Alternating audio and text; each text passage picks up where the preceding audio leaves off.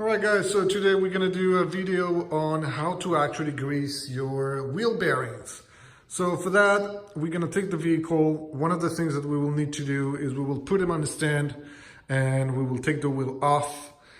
Some of the equipment that we will need specifically for this is we're going to use the jack to put one wheel up at a time. We're going to need a grease gun here.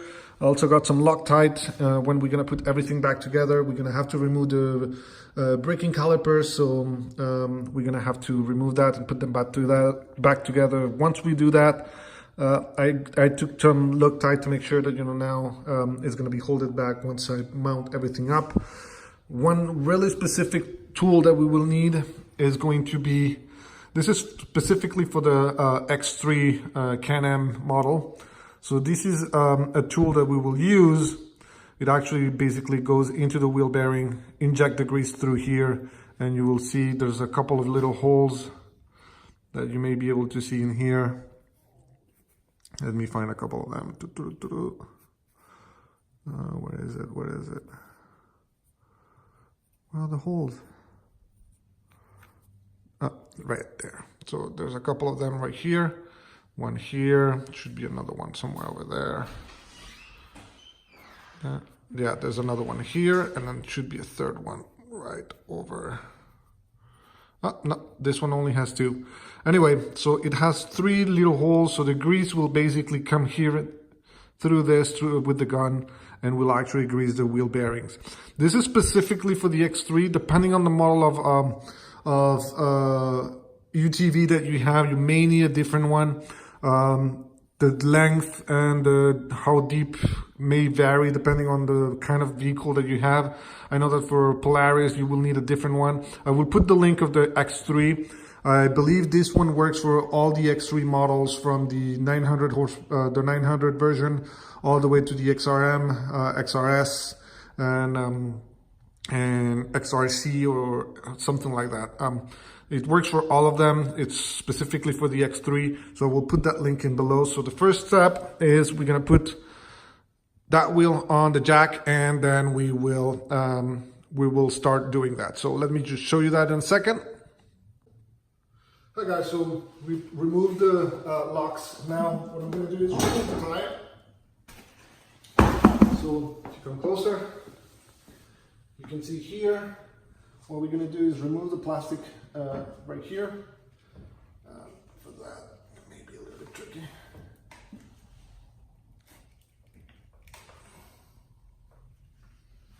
I'm going to use a screwdriver.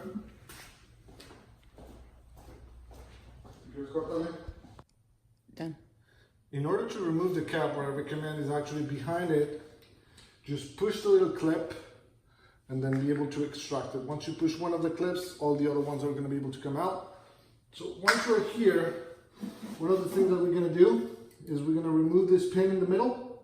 So for that, we're going to need pliers, which I have on the other side again.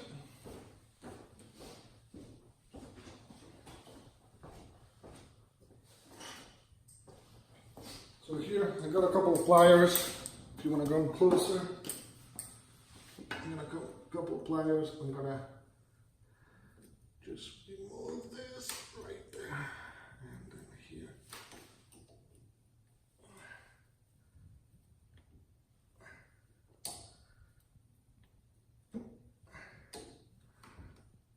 There you go. There. And then with these pliers, just go. Do leverage and then pull it up.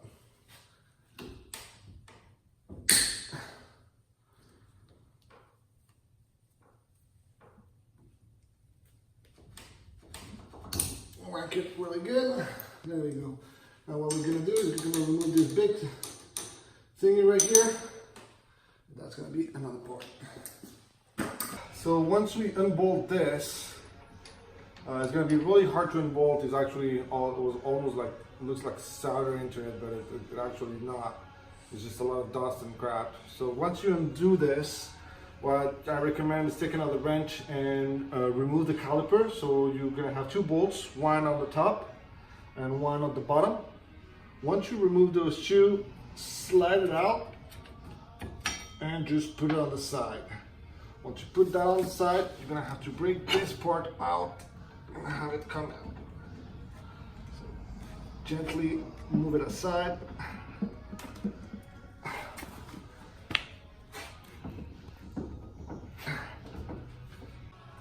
All right, so before removing, I actually saw that you need to loosen up this little part. So there's four bolts on the bottom. Just loosen them up enough so you can slide out this part right here.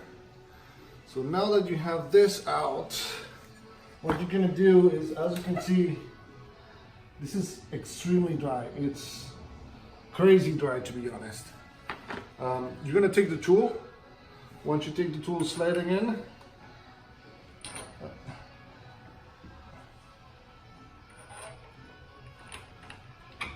Slide that in, should be good, right in. There you go. Once it's right in, what you're gonna do is you're gonna take your grease gun.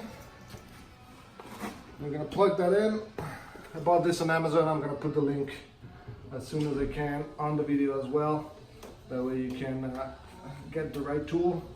So once you put the grease gun here, now the only thing we need to do is give it a couple of pumps, and it will grease the bearing. So here I'm gonna be pumping. The grease is gonna be coming in.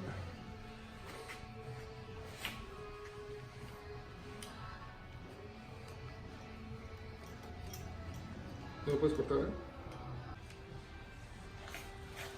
you're gonna do is you're gonna pump some grease inside of it, and you will feel at some point it will become harder and harder, and then you will start seeing some grease that's going to start coming out from the bearings. That's the point where you know that there's actually enough grease inside. So wait a couple more pumps. There you go. See here, you have some grease coming out. That's the point we want to reach. So from there, just disconnect. This bearing has enough grease. What you can do is just, clean the inside. That's fine. What it means is that this bearing has plenty of grease now. Now, what you're gonna do is you're gonna take your bearing tool and pull it out. There you go. Enough grease that came out through the holes. The bearing is all greased. There you go. It's perfect, looks great. Now what you're gonna do is you're gonna mount everything back together. So here, I put my tool here.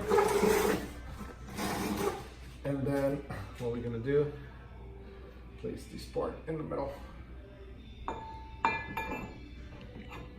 Hold it. There you go.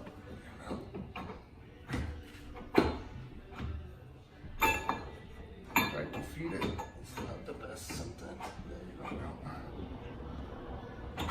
There you go. It's all the way in. Make sure. Now what we're gonna do is we're going to tighten everything back together.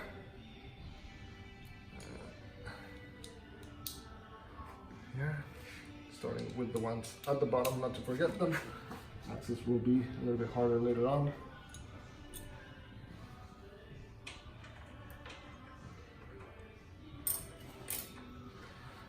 Side.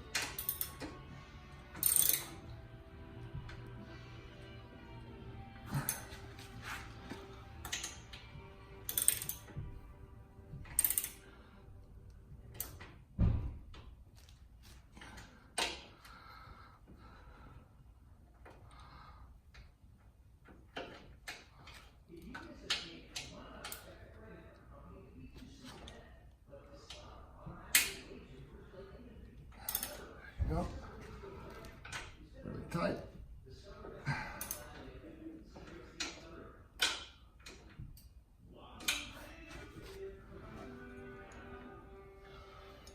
Good. Now put back the caliper in. There we go. Now what I recommend is on these bolts, put a tiny bit of Loctite, just to make sure that this doesn't roll out. I have this full of grease, so it's a little bit hard to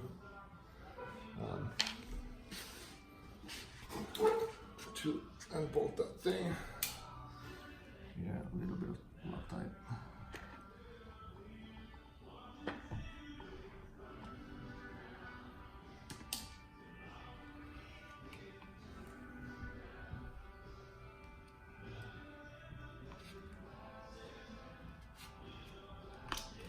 There you go. A little bit of Loctite. Don't need plenty, just tiny amount. Should be enough.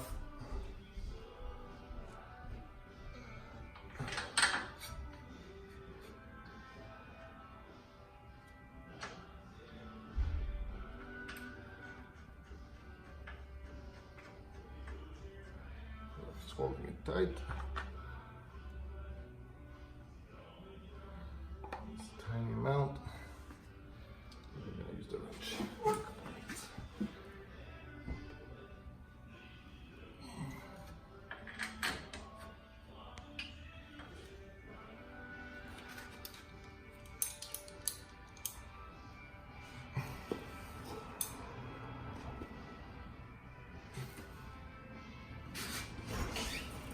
Go.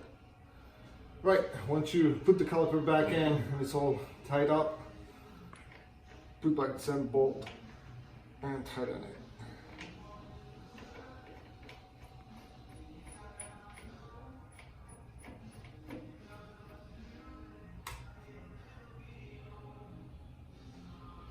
This one, what you're going to do is you also want to be wanting to put a little bit of Loctite in it. In this case, I'm actually going to put it in the middle. There you go.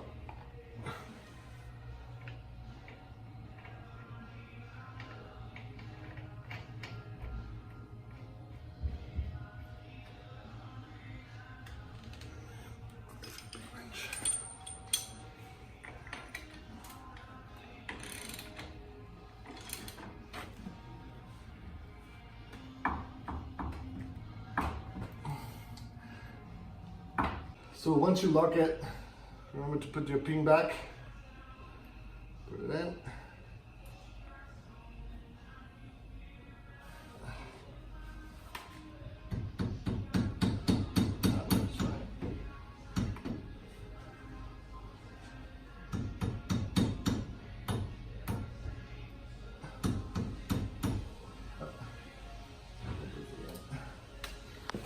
Once you put the pin in, the only thing you need to do is take a pair of pliers, and then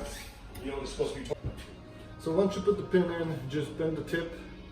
Now what we're gonna have to do is do the exact same exercise over and over for all the wheels, and then we're all gonna be basically done. Once you put the tire back, tie them up, and make sure that everything is up and tight. Test your brakes a couple of times, and it should be good to go. The grease bearings. This is really important to make sure that all the flow and all the vehicle is rolling correctly. One of the advantages of this is really cheap. You can get this tool for a couple of bucks on Amazon. And make sure that you have the right tool for your vehicle. It depends on the kind of vehicle. If you have a Razor, if you have a Can, if you have a Yamaha. All vehicles have a specific width and also length of the bearings. I'm going to put the link of this one for the X3. If you do like the video, make sure that you put a like, click like on the video as well. Subscribe, we're going to be doing a lot more things. We're going to be changing the radius rod as well as the tie rods on the front. We're also going to change the exhaust pretty soon as well. So if you want to make sure to follow all these videos, make sure you like it and keep following us as well for the next video as well.